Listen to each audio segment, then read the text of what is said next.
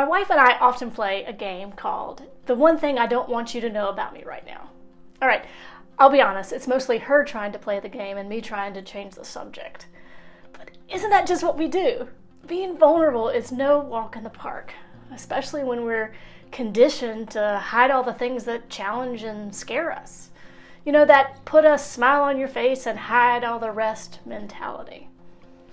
Brené Brown defines vulnerability as a state of emotional exposure that comes with a certain degree of uncertainty.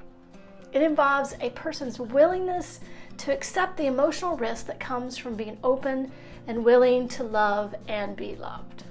Now, I don't know about you, but that definition, I can feel it in my bones. Any attempt to explore the very depths of ourselves and others, especially when we are unsure of the outcome or what we may uncover, is a lesson in vulnerability. This type of connection isn't the smash and grab emotional dumping we are used to seeing. Vulnerability is not telling your whole life story to a stranger in the grocery line and then saying, "Hey, look at me, I'm being so vulnerable." Instead, the vulnerability I'm talking about is born from the desire to live the fullest expression of ourselves in support of authenticity and true connection.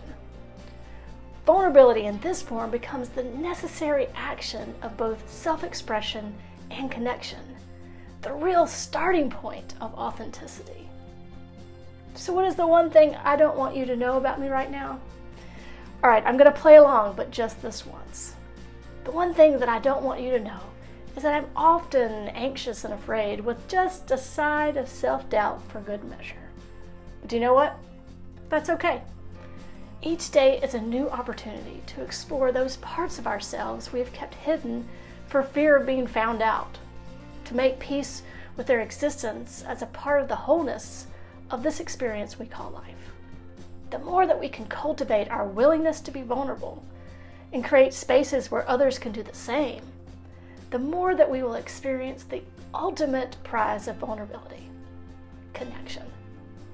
The sort of connection that allows us to live our fullest lives and invites and honors the ability for everyone to do the same.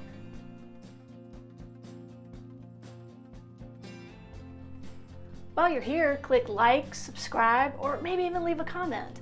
What does vulnerability look like to you? And how does it show up in your life? Is it easy? Is it challenging? Or anything in between? We would love to hear from you.